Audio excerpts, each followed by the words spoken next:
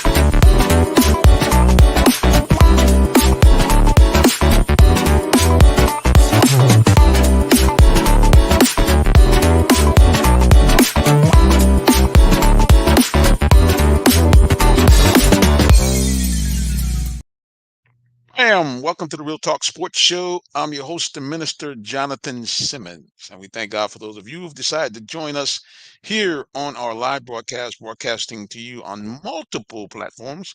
We thank you so much. And we ask you to remember, please follow us anywhere on social media at Real Talk Sports, the number 7. You follow us there on Instagram, YouTube. We're on Twitch, Facebook, all Real Talk Sports, the number 7. We changed it so it's just one-stop shopping. And please, if you're on YouTube, remember, subscribe, and bing, hit the magic bell so you can get notified when the Real Talk Sports Show is on the air. And like I said again, we thank you so much for joining us here. Coming back now, this is our first full week after the Super Bowl. I think we still got a little Super Bowl hangover. We went out to Vegas and we didn't go to the game. People always ask me, "Did you go to the game? Did you cover the game?" No, but we did cover the week before the game itself. A lot of great events that go on with the Super Bowl week. We covered the NFL Wives fashion show, which is pretty cool. We covered the Super Bowl prayer breakfast. Wow, we covered the soulful celebration. You can go to our Instagram page. You'll see some clips of some of our interviews. We are in the process of putting it all together to make a nifty little show that we will have in the upcoming future, and we will let you guys know all about that. But yeah, great stuff. Tasty NFL. We had some nifty food there, all that kind of stuff. We just drank it all in, and we actually got a pretty good look at Las Vegas itself. What's interesting is kind of the, like I tell people, the juxtaposition. I mentioned this before, of the beautiful mountains, which I didn't realize that Las Vegas really was kind of like Phoenix, kind of in a valley, and the mountain range was there, and we had unseasonably cold weather, so the mountains were actually snow capped, and it was a spectacular view to see that. And very, very thankful, even though my trip started off real crazy, took me 3 4 hours to get a rented car. I had to change companies. Then the first night there, I'm at the Airbnb out there, quiet spot about 10 15 miles away from the strip. Beautiful home. I got my own kind of like bedroom suite. It's got my room, it's got little mini walk-in closet, got my own bathroom. I have to share, because you guys know that do Airbnbs. A lot of times you have to share the bathroom with somebody else. None of that. And the people were there. They were kind of, they were there for a whole month, so they kind of did their own thing. Cool thing is we actually were able to break some bread with them. They, I think, were either from Korea or Japan. I'm not sure, but anyway, I got a really home cooked Asian meal, which was pretty cool. But that second day when I went out thinking, all right, man, I'm gonna go out here and get all my stuff together and get ready to go to the NFL, get my credentials, and get this show on the road. I go out to where my car was parked, and the car had been towed. The local HOA said, I guess they have some kind of situation where they don't give any kind of room for error. And evidently, I parked incorrectly, and my car was towed into Las Vegas. So my second trip into Vegas was to go get my car from the impound. That took another couple hours to get that done with all the paperwork and snafu. But then eventually I hit the road and found myself in Vegas, and all the sights and sounds that were there. Like I said, again, you go to our website and we'll show you some stuff. Here's a shot with me in front of the poster. I'm on Radio Woe, and that's actually a poster of the Super Bowl stuff that was there. They had that stuff all over the place. So, like I said, it was just great stuff to be out there and to be a part of that.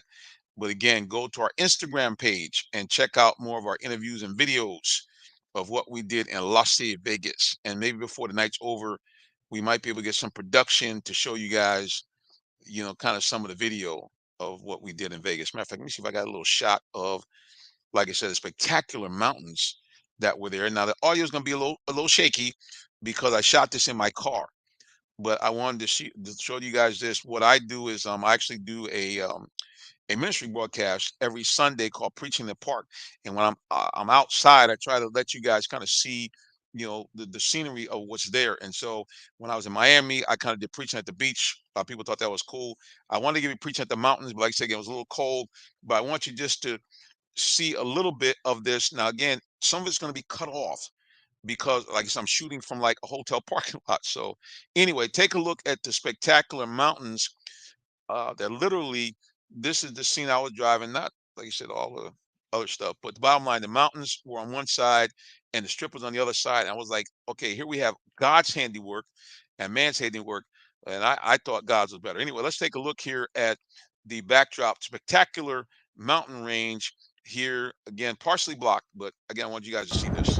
Much to my amazement, Las Vegas sits in a valley between snow-capped mountains. Beautiful sight.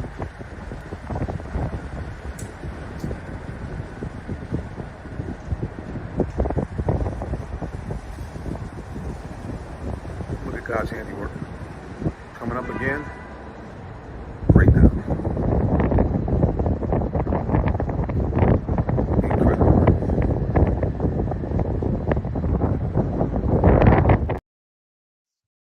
Is that incredible? What I mean, did you see those mountain ranges back there?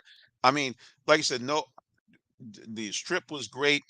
Interestingly enough, it looked better at night because I guess the lights, you could see them better at night. During the daytime, I really wasn't that impressed. I mean, the hotels, the buildings themselves look nice, but the vibe, to catch the real vibe of Las Vegas, you got to look at it at night because that's when all the buildings are lit up. You got some of the hotels that literally have kind of like a gold tinting on the windows, so at nighttime they kind of reflect that. And then of course they have the spear and some other things that are really really cool that you can see. But again, to get the real Vegas hype, to me, to get the vibe, is really a nighttime thing. Daytime, not so much. Well, anyway, I tell you, if you want to get the glitter and glamour, you can see it anytime, daytime or nighttime. She's one of the most beautiful women in sports talk, radio, or TV, and she was there on the scene as well. I'm talking about the one and only Tree Doman, who we simply call the Queen, is back in the building. What's going on, Tree? Hi, Jonathan. Hi, everybody. Oh, what's up? What's up? What's up? How you be? I be well. How are you? Well, I'm finally thinking I'm kind of recovering a little bit from the trip. Uh, I think I'm kind of getting somewhat back to normal. My sea legs, I think, are getting back. I was telling everybody, great trip, but definitely Johnny was tired at the end of the trip, no doubt. Oh, I'm sure. Tree was tired too. Oh yeah, I mean, just a lot. People don't understand. They kind of hit me up to, how about your vacation? I said, well, I wasn't at work. I said, but all this stuff, there's a lot of walking, a lot of bending, all that kind of good stuff when you're taking pictures and video. So yeah, I got my work, and I kind of needed a vacation from the vacation, to be honest with you, when I got back. Oh yeah, that's the way it usually is. And even actually, that's true. Even when you go on a regular vacation, man, you just run around so much, and you kind of spend a lot of energy doing stuff. You're taking tours, and when you get home, you're like, dang. And then, of course, this week, me, Tree, I always have a grand adventure. So a couple of days ago, I'm crashed out on the couch, and I wake up, and unfortunately, I wake up to a cramp. I got a bad cramp, Charlie horse in the back of the leg. Ah! So I swing my Oh, legs off the sofa, and um, I got these crow's feet nails. And when my leg swung over, one of my toes hit right on the nail, just right on the money, and went clink. And so I didn't think anything of it. I go in the restroom and I felt a little squishy. I looked down the floor. I saw some blood. And evidently, my toenail, the big thick thing, kind of pushed through my skin a little bit. It didn't hurt, but now I have to go to the podiatrist on Thursday and get the crow's feet worked on. So oh wow. yeah, I was gonna put a post on social media. I said, okay, for those of you who've always wondered why I've been single all this time. Once you see these feet, you'll understand why I can't get anybody to sign up in the program once they saw the crow's feet. They go, "Oh no, You back!" so funny. So I'll let you guys take a look at those horrible feet. I'll get you before and after. Before the podiatrist actually puts them like normal people, and then afterwards. So yeah, but that was my little excitement. So I'm walking around with like a little half boot at work. Trying to get all the sympathy points I can. Yeah, that works. So anyway, so did you get a chance to watch the All Star game at all this weekend, or any parts of it? 3-point shootout, anything at all? No, I saw the No. highlights of Steph Curry winning the 3-point shootout, but no, outside of that, I did not. I've been really busy. Well, yeah, and of course, every year now, and it's been this way probably about the last 10 or 15 years. People are pretty much like the Pro Bowl saying, "Hey, man, why do we have this? The players not playing any defense at all. The game is just like really kind of gotten out of control." I guess first of all, two things. One, what did you think about the shootout? First time in history, WNBA against the NBA. What do you think about that shootout? The highlights that you saw with Steph, and I can't pronounce her name. I think it's Ayana Swisku from the New York Liberty. I can't pronounce it, but I'm sorry. Yeah, no, it's fine. But I think that she did a fabulous job. I mean, my goodness. Can we talk about her greatness as well? The only thing that I mean, I like that they do it, but it's kind of weird because the WNBA has their own All-Star. So it's kind of weird that they have the WNBA players. I guess they're just trying to get the WNBA players noticed more, but I mean, the WNBA All Star usually sells out and they have their own event. So I just thought that was a little strange. I would prefer just to see the NBA since it's the NBA All Star outside of the All Star celebrity game and stuff like that. I think that's a great time to bring in the women. But I just think it should be the NBA players competing against the NBA players. Like I said, the WNBA, they have their own WNBA All Star where they do the same kind of things. But outside of that, what she did was phenomenal. I mean, my goodness, her shooting, whoo, it was amazing. It was beautiful. And going against Steph, I was happy that Steph won. We all know that he's the best 3-point shooter in the history of the NBA. Nobody can question or doubt that. But yeah, I thought that was pretty phenomenal and great job to both of the finalists and the semifinalists. I mean, excellent shooting, unbelievable. They both did a fantastic job. What did you think of it? Yeah, so it's pretty cool. You could tell she was very nervous when she came out. Obviously, when you're going up against no matter male or female, a legend that you watched, and now they kind of say, "I'm gonna go against them head to head." But once they hit the buzzer for her to start, hey man, she was like, "I don't care about any of that," and she shot the lights out. And Steph mentioned that afterwards, he said, "I had to really, he had to hit, I think, 6 of his last 7 shots to beat her." Yeah. Yeah, she lit it up, and for those of you who don't know, she actually had set, I think, the record in the WNBA 3-point contest. So I think most 3-pointers hit in a 3-point contest period. So that's what I think triggered the NBA to want to do that. And of course, the NBA is a partner of the WNBA, so they want to really leverage that, the excitement of the All Star game. It's kind of like, I guess, to some degree, kind of what you have at the Super Bowl. You have a lot of celebrities, a lot of stars out there, a lot of media coverage. So I think the NBA wanted to kind of show, hey, look, our ladies can ball out too. So it was definitely a cool thing, and I think that we're going to see this as a regular part of the NBA All Star Weekend. I really got that feeling because they brought everybody. They brought the G League in. They do their thing. They had their games, and of course, they did have the regular 3-point shootout. And speaking of that, big shout outs to Trae Young, who took it down, I think, to the quarterfinals, kind of ran out of steam there on his last. Actually, that last quarterfinals, he kind of started off slow, and that was the key. And it gave an opening for Dame Lillard to hit the money ball at the end to knock Trae out of the competition. But yeah, Trae showed up, showed out, and proved that he was deserving of being an All Star. Yeah, I So was happy to see him as one of the All Stars. I think he should have been an All Star many, many times, but I'm happy that he was an All Star this time. oh, no doubt, yeah, good thing for him, and hopefully what I'm hoping is that they can kind of catch lightning in a bottle and really kind of go on a nice winning streak. Unfortunately, they kind of did what they did last year. If you remember last year, their last 7 or 8 games, they had a nice little winning streak going, won about 4 games in a row, then lost badly to the Charlotte Hornets at home, and then really kind of went to a tailspin. But they did finish overall 6-4. So they did win 6 out of the last 10. And as you know, Tree, if you can play 600 ball for a season, that'll get you in the playoffs no matter who's playing. Yeah. So, hopefully they can continue that on and, get over 500. I think right now the record is 24-31. So they have some work to do, but they are only, I guess right now they technically are still in the play-in tournament. They're ranked number 10, but they're only about 4.5 games behind the number 7 spot. So if they could get hot, they can move up the rankings, and I don't think they can get to 6, but anything's possible. Yeah, that's true. They got to get hot. I mean, they got to find a way to really get some momentum going so that they can run into the second half. And as you know, it's not a matter of how well you play, but it's when you play well. That's the key. Let's look at the standings right now here before we shift to talk about what we're going to do most of this period is talk about some football, football, football. Right now, the Hawks, as I mentioned, are at the number 10 spot. They are 2 games behind the Bulls, which unfortunately the Bulls hold the tiebreaker so far because they have beat the Hawks head to head twice already. 24 up, 31 down.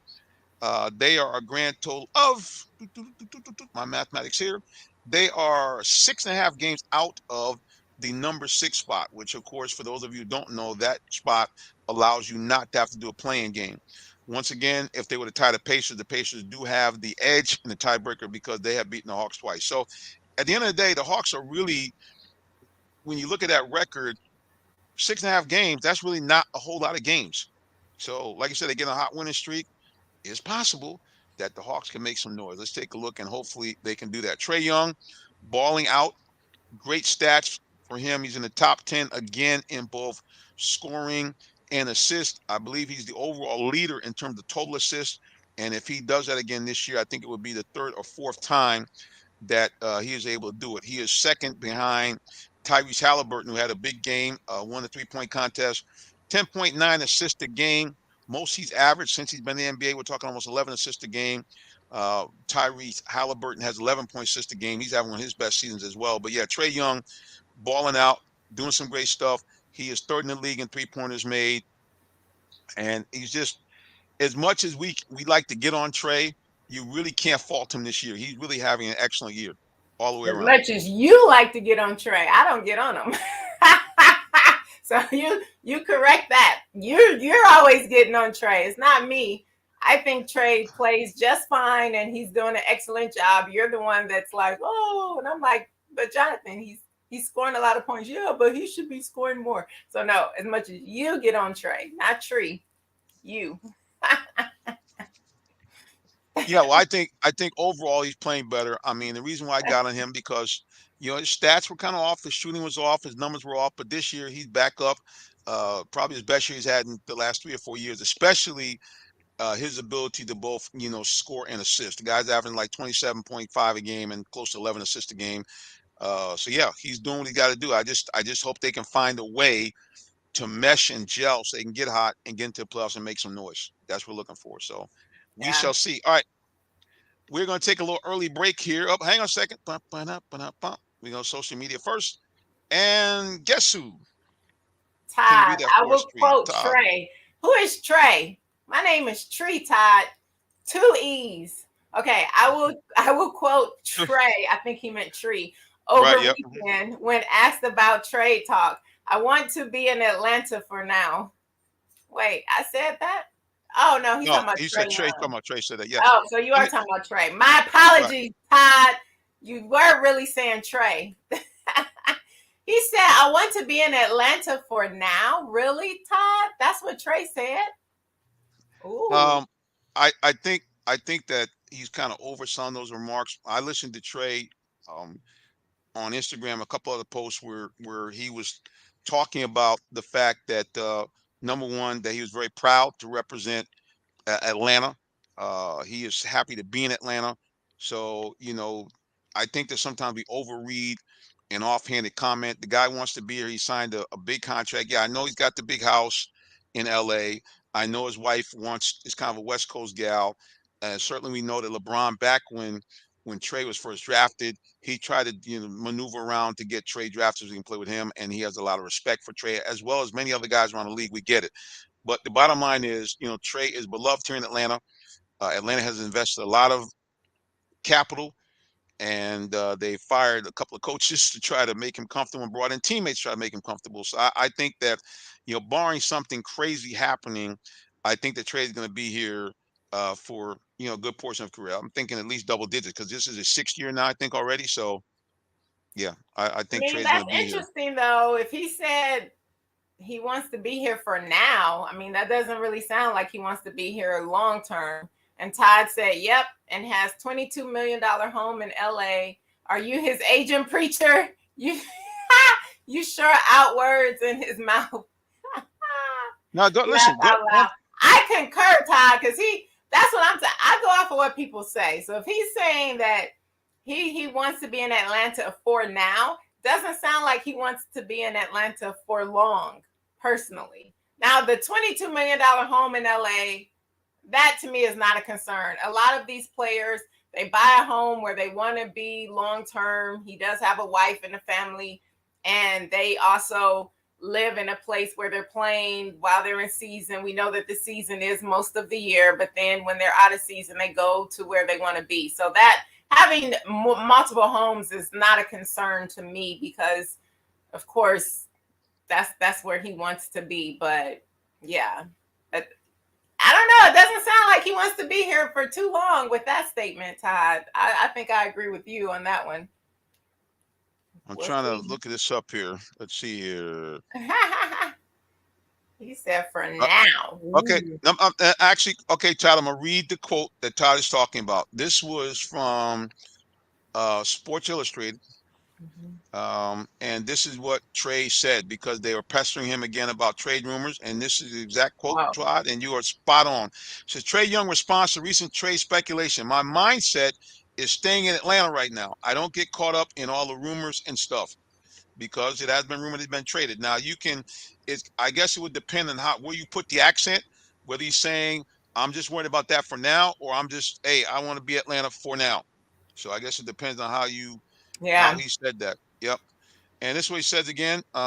He's just being straight up. I mean, the guy's being straight up. This is what it says here. Yesterday after All-Star game, this is from All Hawks Nation website. Let me make sure I got this right. It's called yeah, it's from SI. It's from Sports Illustrated. And they have a division that just deals with the Hawks. It said the Atlanta Hawks stood at pat at the trade deadline and decided to keep their team together despite being in trade rumors the last few months. That has not stopped the potential speculation about what the team would do in the summer, although including trading either DeJounte Murray or superstar point guard Trey Young.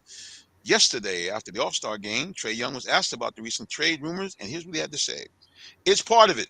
The best players in the game have been traded. I mean, some of the few lucky ones have been blessed to be drafted in situations where they win championships and it all be perfect for them. They can stay in one situation forever. And that, now this is critical. He said, that is what I wanted to do with Atlanta. Speaking about when he first got traded, Wanted. I'm sure. Past tense, Wanted. right? Right, Mhm. past tense. But who knows? It's this type of league where things change and things happen. But obviously, my mindset is staying in Atlanta right now. I don't get caught up in the rumors and all that stuff. My contract is locked in for a couple of years, and I don't have very much to say about it right now. Yeah. So it sounds like to me, from the statement that you just made, that he may request a trade because he wants to win a championship. Oh That's yeah, just what I think I got from what you just read. right. I think it's some of it too is what he's saying is, hey, listen, you know what? When you come in and you get in the right situation, you win a championship early on, nobody thinks about trading you at all. You're a lifer.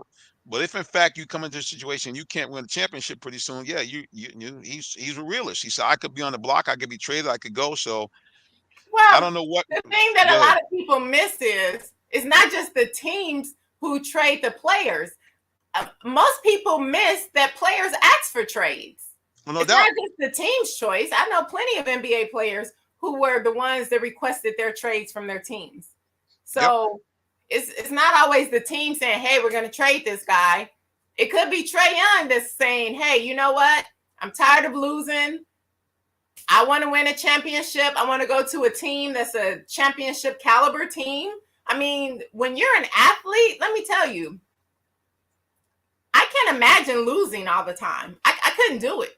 When you're working hard and you train hard, and we know how hard he's trained, I mean, I don't know. So it could be him requesting a trade or possibly wanting a trade in the future. Who knows? Let's see what Todd said. Todd said he needs to go. He don't want to be here. What you think, Tree? We know preachers take. You know, Todd, I feel the same way.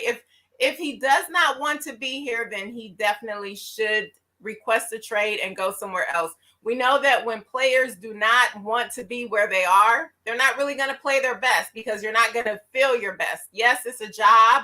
Yes, you're going to go out and perform, but you really need to be happy to really play your best. And I think that if he's had enough of the Hawks and the losing or not making it to where he wants to be, which I think a big part of that was him not getting to the NBA All-Star. So this year he did become an All-Star. So maybe that will change things. Maybe he thought it was just the Atlanta market that he wasn't getting the votes that he needed, because we all know he was NBA All-Star caliber. So we'll see. But if he doesn't want to be here, he definitely should leave and go somewhere where he's happy. I always feel that people should always do what makes them happy. No doubt, I agree with that. Yeah, we don't want you here if you don't want to be here. Yeah. Yeah, because and granted, he's a professional, and treating your profession, go out and do what you have to do while you have to do it, and I respect him for that. But I mean, he's putting up some big numbers. I'm not sure what the problem is. I think some of it is the fact that, um, me included, we were all impatient after they made that run to the NBA Eastern Finals. I think we all, at least I know I did, got caught with the Kool-Aid. I say, all they have to do is make one or two changes and they're good to go. I did not think that Cam Reddish was going to be as immature as he was and began to become a locker room problem. I think that was kind of the beginning of the end. And then, of course, the constant drumbeat, like every month we're hearing about, John being traded and maybe doesn't get along with Trey. And once that kind of engine started, it seemed like the team really has never recovered. And then, of course, then the offseason, they did trade John and they did trade Kevin Huter. And that core that they developed really now has been imploded. Yeah. And so, like Trey's mentioned a couple of times in the press conference, he said he respects Quinn Snyder, but he said basically, Quinn comes in at the end of last season. He said, we're trying to put in a whole new system. He said, we got new guys coming in. And, sometimes it sounds like an excuse, but really it's legit. I mean, you have the teams that win, they have chemistry, even though all the guys may or may not get along. I always tell people, because I came up in the 70s and 80s, especially in baseball, I'm using that for an example. Reggie Jackson played on teams where he really was not liked by his teammates. And there were times when he'd have near fights. But those guys had one thing in common. They wanted to win championships. So they put up with, hey, I don't necessarily like this guy off the field. I'm not going to eat dinner with him. I'm not going to have anything with his family. When we on the field, I got his back. He got my back. And, I don't know if they have that here in Atlanta. All right, we're going to go to Todd one more time, and then we're going to take a break. Todd said, I think he's mad at ownership. They don't give him much help. That could be a good point, Todd, actually. That could be a great point. Todd, Trey needs his Scottie Pippen. Yeah, he does, actually. Yeah, and it was weird. I mean, that was the only thing. I mean, don't get me wrong. I think DeJounte coming here has helped Trey a lot, especially defensively. Um, Yes. but but I think that the yin and yang is usually small man, big man. And even Yeah. though Scotty wasn't necessarily a big man, he was defensive minded like Mike, and he was able to guard multiple positions. And then, of course, on the second three, when they were able to bring in Rodman, again, you had another guy, that third wheel, a guy that could really defend on some of the bigger players. Here in Atlanta, that's one thing we're really missing. And I understand that everybody That said, you're hey, we're really happy with waiting our on. bigs, but they really don't have that guy that really can help them be a rim defender consistently. Yeah. They Because just they one thing just don't about have Dennis that. Rodman, his presence was known every single game. You're surely right. Yeah, Every he was. single game, his presence was known. Uh-oh. It's saying my battery is running low, but I have it plugged in. That's the crazy part. Just my Well, cord is good news. acting up. Time is perfect. We're about to go to a break anyway. All right, buddy, keep it locked right here for more of the Real Talk Sports Show. We'll be back in just a moment. So you know what that means. You can't go nowhere. Dun, dun, dun, dun, dun, dun, dun, dun, dun, dun. Stay tuned for more. We'll be right back. Don't go away.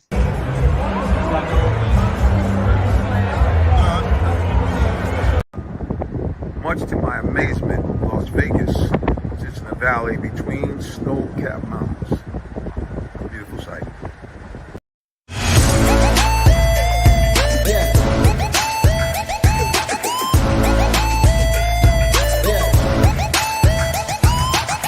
This is OJ Howard with Real Talk Sports. What's up, guys? This is Tim Tebow. You're listening to Real Talk Sports.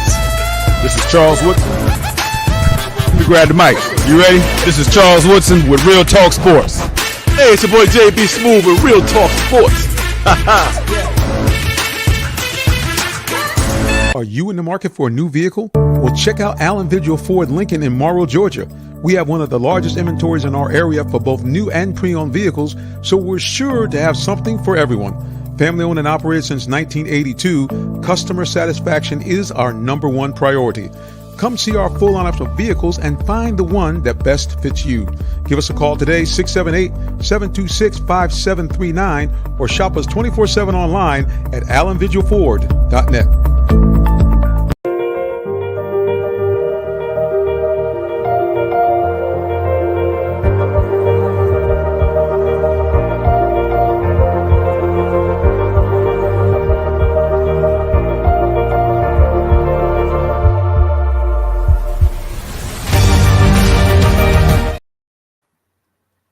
Well, new theme music there for us, boys and girls. You're listening to the Real Talk Sports Show, and we're letting the lovely Miss Tree kind of get together there with her chords. So she will be back with us in just a minute. We appreciate all those of you again who've locked in on us. Remember, you can follow us anywhere on social media. You know where on Real Talk Sports, the number 7, and we're there on all social media platforms. I don't care where you're at. You're on YouTube, whatever. We are Oh there. well.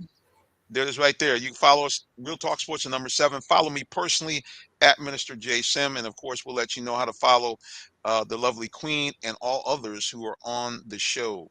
So we thank you very, very much. And we're going to spend a lot of the second half talking about what's going on in the NFL, especially what's happening with the Atlanta Falcons, as they have now made Well, before ginormous we do changes. that, can we talk volleyball?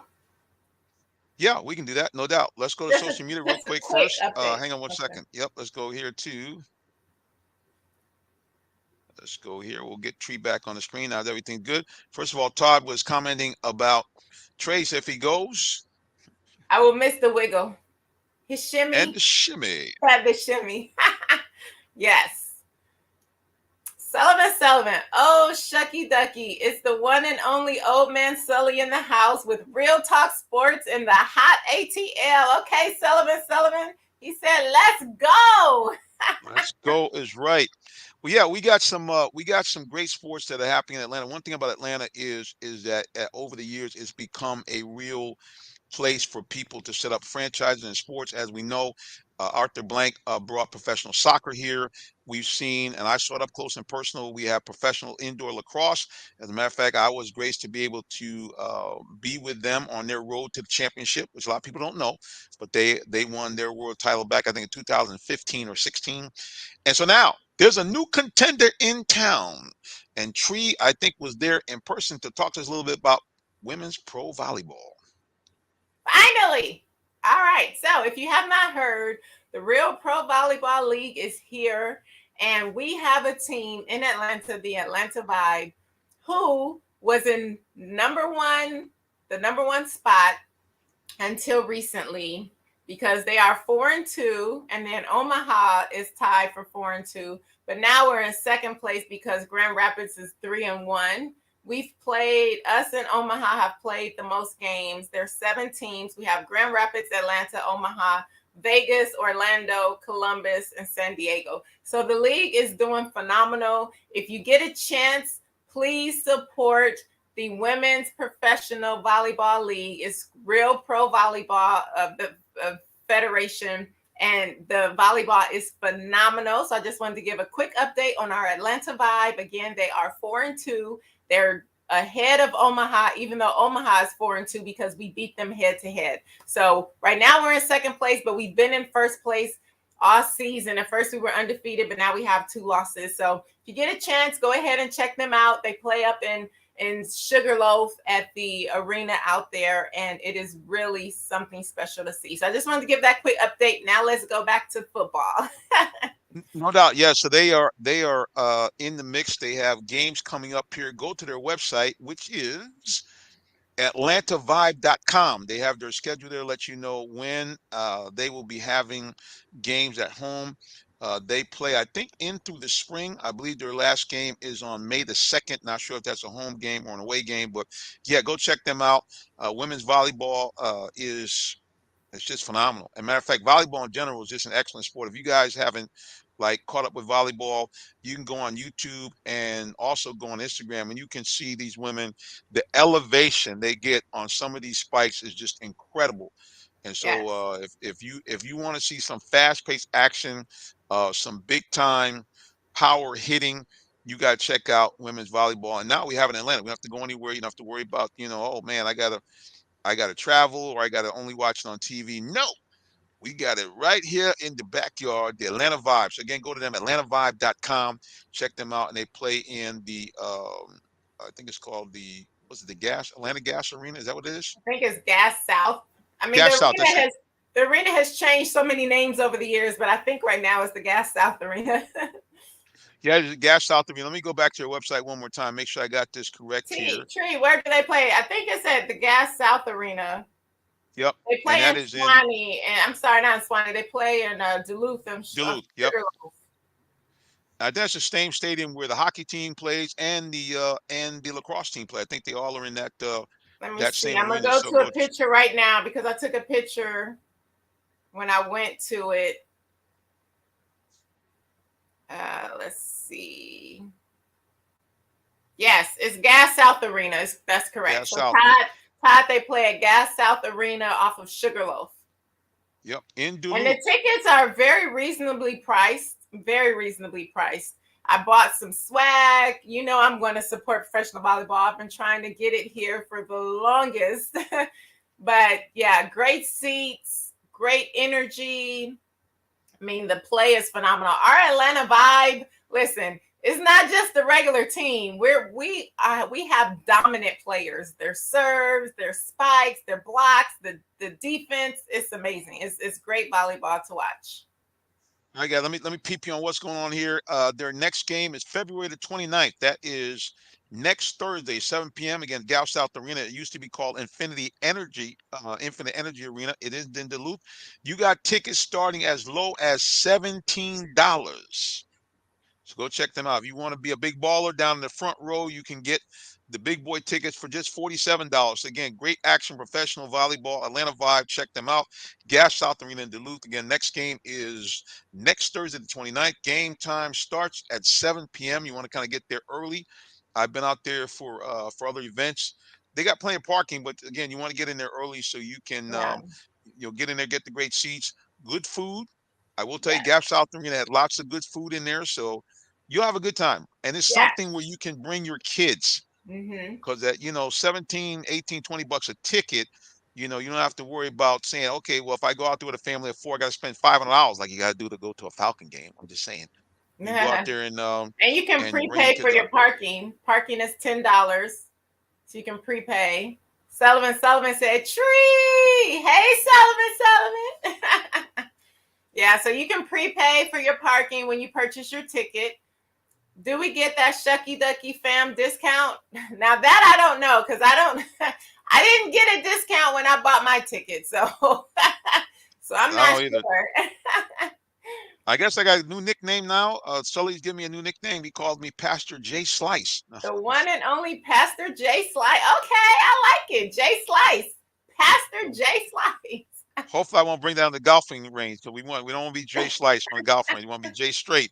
We want to be Jay Straight. Right. All right, one last thing here, talking about volleyball. Mr. Todd, you know, he's got to bring that humor. He said, "Let's go." I made me the woman there. Love those volleyball women. Hey, I'm saying, I may be a little biased, but I've just heard that the volleyball players that we're the best. I'm just saying that's what a lot of the men say. Well, I will give my unbiased opinion. Yeah, women volleyball players are very lovely ladies. And like I said again, they bring a lot of good energy. So yeah, Todd, you could do worse, brother. I mean, you could you could get a football player. I shouldn't say that 'cause I know some sisters with Atlanta Rage, so we don't want to. Bottom line is, women are lovely no matter what sport they play in. They have some great ones, and they got some lemons. So it's up to you, Todd, to find the one that fits you best, brother. That's all I can tell you. Up, Sully said, when we gonna have that lunch? He's like, what's up? Me, Let's I'm already on it. I didn't forget about you, Sullivan. Sullivan. see. We We just got we you, just brother. have to. Oh, I'm out. The pink tree is temporarily out here, so we're going to. Yep, she is left the building. Yep. And Sully said, yep, let's like his wife. I guess your wife's a great volleyball player, great athlete. Yeah, man, I'm gonna tell you something. I mean, female athletes are, I've met a lot of them over the years. Women are they're just cool. Um, a lot of them bring to the table, obviously, the discipline from being athletics. Obviously, they're usually very curvaceous because, to be an athlete, got to be in good shape. So that's it. So Sully says, wife plays soccer. Like I said, man, female athletes, they got it going on, bro. They, like I said, great discipline, a lot of fun to be with, high energy. And you know you're gonna get a woman that's most likely gonna treat you right because she's used to having to be, like I said, disciplined and um, and do the things you need to do to perform well. And so hopefully you'll get that same thing, regardless of what sport. I think speaking of sport, I think the tree is back. There she is. We got her Yes, back in here. yes. My computer cut off on me, so I had to join from the phone. Sully said his wife is a statuesque 5 feet. She played soccer. Oh, So see, she's soccer's another one. Yep, she's tiny, but she if she's married to Sully and Sully's happy, she must be a wonderful woman. That's all I can say about that. Yep. Oh, I can imagine. She's All got right. skills. Sullivan's definitely. You can tell he's a great man. So Yep. I will say this before we get into Falcons football and some of the things coming up. I will announce to you guys, you need to keep it locked here because our good buddy is finally back. D. Orlando Ledbetter has texted me and said he'll be back around the 8:40 time, so we expect to have him pop in at any minute now. Because we are called Will Talk Sports, as much as I don't like to talk about things that are negative, we cannot bypass the fact that we had breaking and terrible news earlier today, and Todd has pointed that out. We had a situation where the head coach, I believe it was the head coach from Griffin High School, has been brought up on charges of murder. He was arrested. He actually turned himself in for murdering his girlfriend.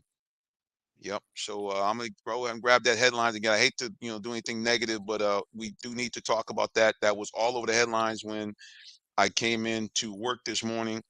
Um, and yeah, very very sad. We certainly are. Our heart goes out to the woman and her family. But here's right here.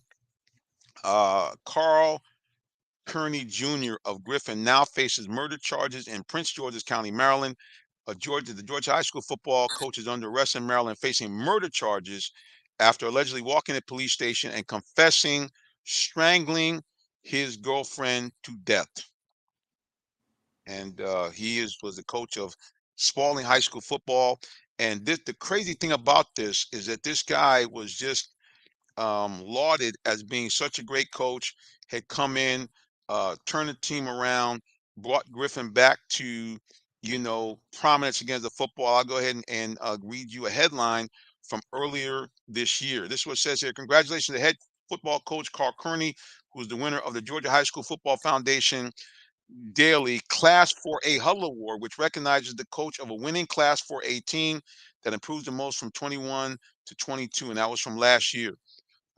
He had, like you said, brought the Griffin Bears back to the prominence that they knew from over the years.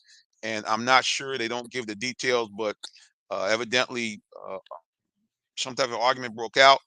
and he lost total control of himself and strangled his girlfriend to death down in Maryland. And ironically, Prince George's County is not that far from where my good buddy Donna Jones lives, who comes on and supports our program. So, yeah, just tragic news coming out of the DC area. Yeah, that's oh, he was talking about Sully was talking about his wife, but yeah, he says, "Oh Lord, yeah, it's just crazy Can stuff." you read? I can't read the comments. Uh, Todd's the one that put up, "Hey, what's wrong with the Griffin coach, man?" And then Sully says simply, "Oh Lord." Yep. Like I said, certainly prayers are with the young lady's family. You just, I mean, the only thing I can say about that is you just never know what's going on with people. Um, like I said, this guy, and you look at the pictures of him at the arrest, he looks like an entirely different guy. You saw that if you go on and look online, you have this clean cut guy, looks like your typical high school coach. The pictures from his arrest, he looked like a totally different guy. Not that dreads mean anything, but I mean, hair was all over the place. Scraffy beard. He just looked like a guy that just went off the rails. So we're not sure kind of what the story was on that. But we are going to do this because we are running close to the end of time here. So back after a busy hiatus. The guy's been all over the country. He's been at Super Bowl. He has to get set to go to the combine. He is, of course, the embedded beat writer for AJC Sports for the Atlanta Falcons. He's an award-winning beat writer, and he is Esquire par excellence. The guy with the baddest hat collection in the world, Mr. D. Orlando Ledbetter, joins us back again. What's going on, D. Led? Hey, Reverend, thanks for having me back on the show. And hello, Miss Tree. Missed you all. It's been a little hectic over here in AJC land. Hey, Yes, sir. D-Lab, missed you. And I didn't know you were out in Vegas. Look, Yeah, I was out there, but on the grind, writing stories all day. I didn't really get out in Vegas. Yeah, I feel you. well, I miss you, D-Led. I was hoping to catch up to you last time when we were in Vegas. I ran to you at the Lee Steinberg party, but the setup in Vegas was kind of weird for the events. Like there was like the Steinberg party. They had it like on two floors. There was a lot going on at the hotel. So I didn't. I mean, if you came through, brother, I didn't see you. Like I said, I was all over the place like you, trying to grab interviews where I could. So sorry we didn't miss you in Vegas, but I knew you was working, sir. Yeah, I was there early, and then I had to go to the NABJ meeting, so I left. It started about 1. I left right around 2:33 because we had a Gotcha. 3 to 5 event. So yeah, I did get to the back of the food line there, back in the back. D-Led, that food line was insane, brother. I didn't. Only thing I got was the dessert. I never touched that great food they had there because the line just when I got there, it was back out the from that portion back out to the side. And I said, I can't do it. It was Hmm. just, but the food looked really good though. Yes, It, sir. it was. So D-Led, quick thing before we shift to the Falcons. Are you familiar with the head coach from Spalding? And if so, what are your thoughts on this? I mean, just a crazy headline. I mean, I don't even know what to say. Yeah, I'm not familiar with him. I know Okay. that D Alford's from down there, and of course, legendary Rayfield Wright. Yep. A lot of football players come out of there. But the latest we had was that it wasn't his girlfriend. He was helping the lady move. And so I don't Right. know what happened. Prince George's County, that's a lot of my folks live up there right outside of DC. A Right. lot of the Yep. old Howard alums are up there. My buddy Rashawn Becker used to be the executive director of Prince George's County. He ran for governor a couple times. So it's right on the border of DC, kind of dicey part on one side, and then a little upscale on the other type of deal. But yeah, I don't know the coach. I haven't covered high schools in a while. But yeah, just from what I had in the AJC today, and one headline today that a sister saying that wasn't his girlfriend. Okay. Not that it matters at this That point, doesn't. Right. but Right. Right. Yep. yeah, that's where we're at. Really sad story right now. Yeah, no doubt about it. Like you said, he had brought the Bears back to prominence. Griffin, like you mentioned, had been a legendary school here in this, I guess, South Metro Atlanta, and brought them back. Had a great record. Went to the playoffs. Went deep in the playoffs this year. And to see that, like you said, to see the pictures of his arrest picture, he didn't even look like the same guy. I mean, so I don't know whether the guy. I don't know what happened. All I know is a tragedy. Sad to hear it. And again, prayers for everybody all the way around, especially a guy that's over a leader of young kids. You just hate to see things go to left like that. All right, we'll shift gears, guys. Yes, D-Led is all going to talk to us about the Falcons and about the coaching change. As a matter of fact, Todd already has a question in the queue. Tree, if you could read that for us. I'm sorry, I'm on my phone, so I can't really see it. Oh, I just okay. see Yes. D-Led. Yeah, D-Led. Hi, sir. Why do you think Bill, speaking of Bill Belichick, was not hired? Seemed like blank wanted him and was overruled. Yeah, all we got to go on is what the owner said. He said he didn't ask for more control. He was willing to work with Terry, and that they felt Raheem was the better candidate, which makes no sense. With the coach having 6 championships and Raheem having a losing record, but that's what the Falcons said. So we'll move on from there. Yeah, Mr. Blank, when I guess he had as they call it, a medical issue or incident. I was watching some of that on YouTube, and I don't say irritated. That's probably not the right word, but he was really trying to get the point across that this was all, like above board, and Raheem was the better candidate, blase, blase. But like you said, it really, as most athletes say, the numbers don't lie, and you know. what is it, 12, 13 Super Bowl appearances, and I guess 7 wins, or more than that, actually 9 wins if you include the ones that he got with the Giants. Mm-hmm. Yeah, on those numbers alone, you would think that Bill would be the guy, but it's not to be. Hopefully, Raheem can be part of this new wave of young gun coaches, like the Sean McVays and the Shanahans of the world that are going to, kind of take the world by storm. And in, 15, 20 years, we talk about them as being part of that pantheon of great coaches. But I don't know. I don't know. What are your thoughts, D-Led? I mean, what do you think about Raheem? He seems like a great guy, great personality. Seems like everybody likes him. But what do you think is his ability? Is this a guy that can get the Falcons to the quote unquote promised land, which Well, is he's Super gonna Bowl? need some players. That's given.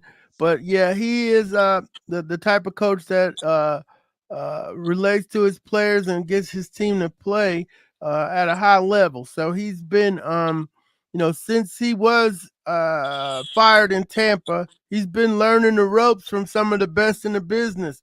Now it's his chance to find out if he can implement that and get his team to play at a high level on a consistent basis.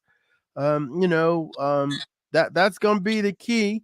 If you can, compete in your division and go up against top level teams and win some of these games, that's going to be the big thing for Raheem.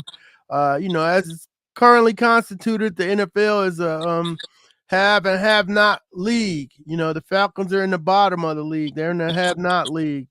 And they could beat some of those teams, but they can't. They haven't shown that they're able to beat anybody on a regular basis right now. So, and that is in part because of the roster, and in part because of coaching. So you got to improve the coaching and improve the roster. And speaking of the roster, obviously the big question. I'll pop this up on the screen here so you guys can see what we're watching here. I put 5 guys on there. One guy's real tiny. The 4 guys I have up there: Justin Fields, Kirk Cousins, Jaden Daniels, Russell Wilson, and a little tiny down there is in the back of my mind a guy that might pop up again, Desmond Ritter. Um, what do you think the Falcons might do at the quarterback position? Now let Tree ask a question of you as well when you finish. Yeah, well, it's a process. The free agency will come first. If Kirk Cousins comes available, you got to figure out how to get him. If not, then you trade for Justin Fields, which his record is about the same as Mitch Trubisky's after 40 games. So I don't know if I want to do that. And then if you don't do that, then you got to trade up into the first round and get Jaden Daniels. He's one of your guys on the picture. Caleb Williams, Jaden Daniels, or Drake May are the top quarterbacks. And then if you can't do that, then you're gonna be left with the Bo Nix crew, JJ McCarthy, Bo Nix, Anthony Penix, and none of those none of those guys are being called the next Joe Montana. So they have a process here they got to do. And you kind of got to get it right. So otherwise you're in the same boat with a guy, that you're trying to develop and play probably before he's ready to play. Tree, questions for D-Led? Yeah, I have a question. We know that we need a lot of pieces here, but what do you think is the number one piece outside of the quarterback? Pass rusher stays that. They got to get after quarterbacks. We saw how the Texans were able to get Grenard out of Hiram and Will Anderson out of Dutchtown. He got two Georgia guys down there rushing the quarterback. So that automatically made that defense better. So the Falcons are definitely, they're not in any position to just pass on anybody. When they get to the 8th pick, you can take somebody and find a spot for them here, whether it's even if it's a guard, even if it's a tackle, pass rusher, a cornerback. It's not like you are loaded. You are in 3rd place in the worst division in the league. So there's a lot of holes to be filled on this team. Todd is asking the conspiracy question, and I don't say conspiracy, but did come up, I think, on Pro Football Focus.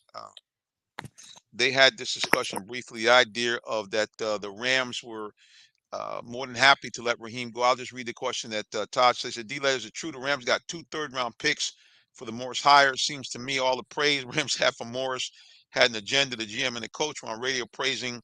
Did that influence the decision, especially since Les Snead has some long-term connections to Arthur Blank as well?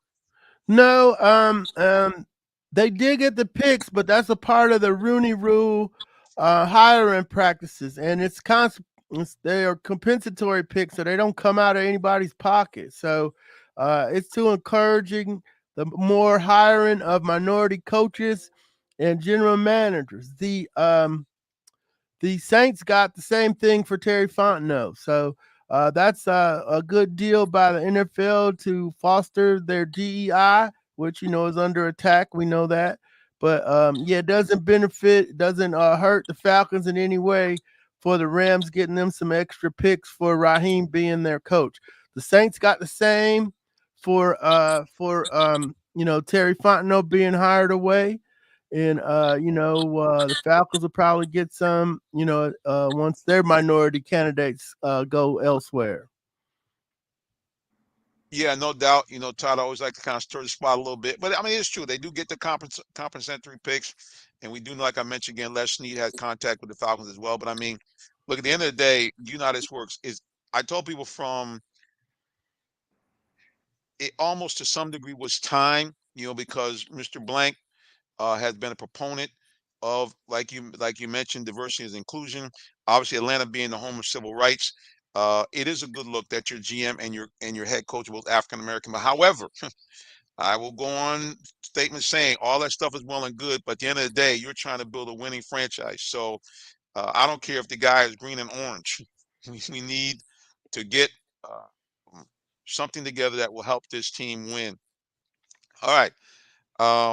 Tree, more questions for D-Led? Well, first, I just have to say it is so great to see you back, D-Led. That's what I'm saying. Get to the point. What'd you say? I said, you're surely right. Good to see him. Yes, we miss you so much on our show, and so do our watchers and viewers. They're always like asking about you, and we love you here and miss you. So, but thank you, Miss Tree.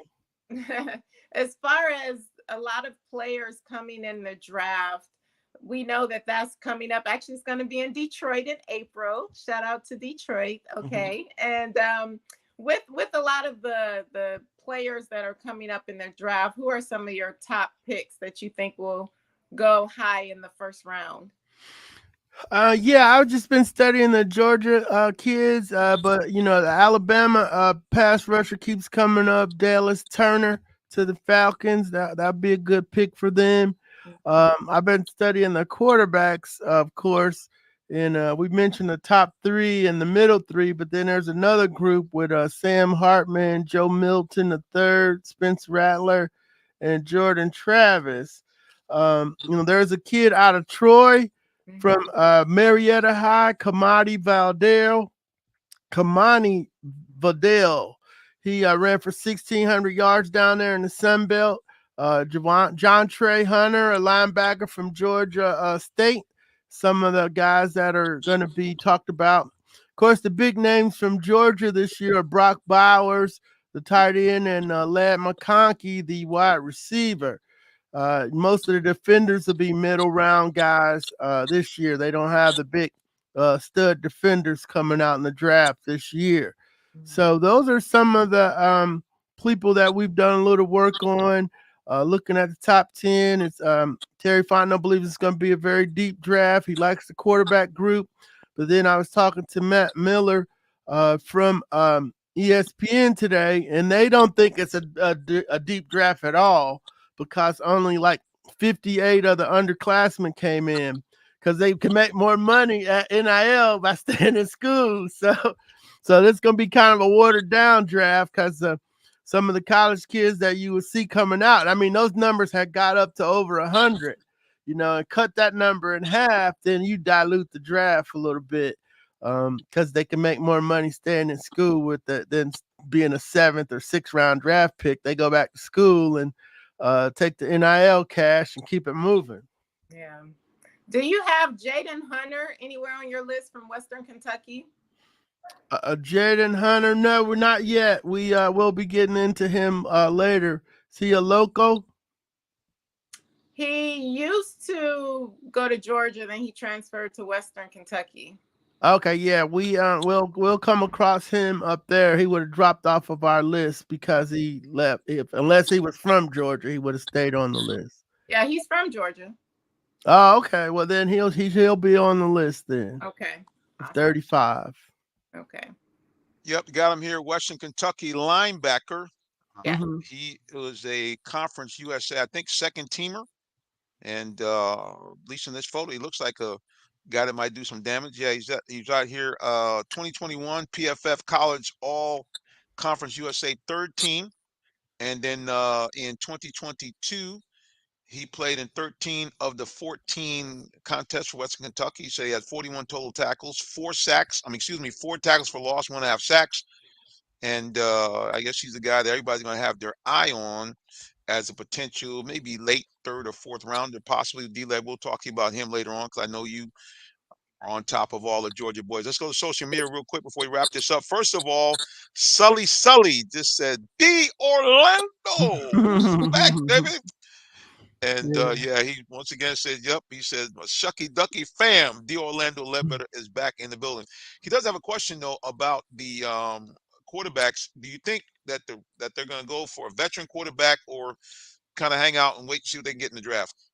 Yeah, Cousins would be you got to get both, right? Okay, because even if you get a drafted kid, you need somebody to show him the ropes. So we're checking out Jimmy Garoppolo. He's available now.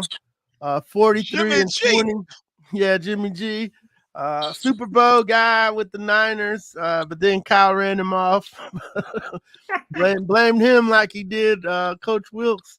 But Jimmy G's one we're keeping an eye on. The Baker Mayfield, Kirk Cousins, whoever, Jacoby Brissett. They gotta have a veteran in here because if the rookie gets here and he's good, fine. If he doesn't, he's not good and it blows up in his face, then you gotta hand it to the vet. So you kind of want the vet anyway, because if you think this team is built to take off, which some people do, then you get a veteran quarterback, Kirk Cousins, and you just go on and go and try to overtake the Bucks, which is Right. order number 1. Then you try to keep building it out and maybe bring a young quarterback behind Cousins for a couple years down the road because he's 36. But it's going to cost you, 120 million. I'm just saying that if you can get him to take 40 a year for 3, that's 120, which puts you back in a bad situation if he's not any good in 2 years. All right, so I'm going to ask a question because for some reason this guy's name is not being mentioned at all. I don't know whether because of all the alleged strangeness off the field. But I'm thinking a veteran quarterback. What's wrong with that guy that wears number 3 that's no longer wanted in Denver? I'm thinking to myself, Russell Wilson could be a potentially really good fit here in Atlanta. Guys played in the league for 13 years, 8 of them. He has guided his team to at least 10 wins. He is, in fact, a 2-time Super Bowl contender, winning one. So he knows how to win. Played in the Pete Carroll system. I mean, granted, they threw a crazy play at the end, but that was more Pete Carroll than him. And his wife is a beloved Atlantan, the lovely Miss Sierra. Why wouldn't Russell Wilson be the right fit for the Falcons, D-Led? Yeah, let's I don't want to be I'm going to try to be kind here, Reverend, but the kids call you washed when you don't have it anymore. That means as in washed up, and there's nothing there that suggests that the 2 years in Denver indicate that he probably is past his prime. So, you would think he could come in and manage the offense and help you out, but he hasn't been able to do that in Denver. So there's no reason to think he'd be able to do it here. All right, well, that's straight. I was looking at the stats. I was kind of looking at the numbers. I said, well, the guy is getting roasted, but I mean, I'm looking at his individual numbers. Are they down from the Russell Wilson that we last saw went to the Pro Bowl in 2021? They did, but I mean, at the end of the day, he went to the Pro Bowl with a Seattle team that was under 500. And I'm looking at his last 2 years with the stats in Denver. Um, the guy was sacked, it looks like, more times than anybody in 2022. 55 times he was sacked, which, no quarterback can kind of stand up under that. Still, with all that going on, 16 touchdowns, 11 interceptions. And this year, before they set him down, 26 touchdowns and 8 interceptions. And if you remember, before they set him down, I think they had won 3 out of their last 4 games. So I'm just wondering, is he washed, or just that Denver just wants him out of there for whatever reason? Yeah, Denver overpaid the contract. They thought they had a shot to compete, and those people are gone now, and Sean Payton's ready to move on and take that hit and keep it moving. Yeah, that's one of the reasons why they didn't do it real smooth in Denver, but I know that the former regime was not high on him. He makes too many plays off schedule. He can't run the offense. He wants to just run around and play street ball. That worked for him in Seattle. So yeah, the quarterback people that they brought in here now want to play more structured football than what Russell has shown that he can do. Okay, Sully says he knows something. I'm not sure what he knows. And he says, not backer. I can say that. I'm not sure what he means by not backer, but he says he knows something. So I guess that the guy that I thought might be able to do, everybody's telling me, preacher, go on, sit down. Russell Wilson ain't coming. I was just thinking, man, I thought he might be a good fit. A guy that knows how to, me, D-Led. I'm always kind of fond of guys that can kind of move their feet a little bit. And Russell shows that he can kind of get out of the pocket, make some plays. So that kind of was my thought, especially with the way we run the ball. But who knows? Who knows? We'll see what happens. And what I worry about with Kirk Cousins is not only his age, but I mean, the guy coming off a torn ACL, that's not something you want to mess with at 35. 25 maybe, but 35, I'm not sure. All right, well, this is what I'm going to do, guys. We're cutting the show off a little bit early today because I'm still recovering from my trip and my little stub toe. Go get some work on Thursday. But guys, before we go, we want to make sure that you know all about our co-host and guests. So, Mr. D. Orlando Ledbetter, the floor is yours. Yeah, thank you, Reverend. You can find me on Twitter at DOrlandoAJC and on Instagram at DOrlandoLed. The Bowtie Chronicles podcast will be coming out on Wednesday morning. You can get it on Apple, Spotify, or wherever you get your podcasts. Take care and have a great rest of your week. Yay! Hit it! Yay! Yeah, D-Led. All right, the Queen, Tree Dolman, the floor is yours. Hello, everyone. You can find me on social media at Purple Diva 13, as well as Ms. America International 2022. Follow her. The Queen has spoken. All right, guys, it's yours truly, the minister. I'm here. Always would like to remind you guys that, yeah, I'm a real live minister. Didn't get off the internet. I'm actually a licensed minister. So before I go, I always want to encourage you. The most important things you ever do in your life is to have a relationship with God by having a relationship with His Son Jesus Christ. Now, how do you do that? Number one, you repent of your sins, and number two, you simply have to believe, which is true. He came here, died for your sins, but more importantly, rose from the dead. And when He did, He now can present to you two great things. Number one, you become a citizen of the kingdom of heaven, and number two, you can become an adopted child of God with all the rights therein. That means you now can go to God like a heavenly parent. Not like somebody sitting there with lightning bolts to strike you every time you do something wrong. Ask Him for anything that you need or desire, and according to His will, He'll give it to you. And when you die, you go to that happy, spectacular, wonderful place called heaven, where there's none of the following: no pain, no pandemic, you never get old, you never die. The place is illuminated, sunny all the time, because the glory of God illuminates the whole kingdom. Matter of fact, it's ordained and beautified with some of the most beautiful jewels we've ever seen. Did you know the streets are paved with gold? It's so pure, it's translucent. And you avoid that nasty place called hell, where all the people, bad people, the devil, all the demons, all the horrific people all be there. It's dark, it's dreary, painful. But most of all, you're cut off from God, Jesus Christ, and all the people of love forever and a day. I don't know about you, but I like option number one instead of option number two. All right, guys, until the next time we get back together again, we simply say God bless you and have a wonderful rest of your day or evening, whichever may apply. So long and take care. Bye.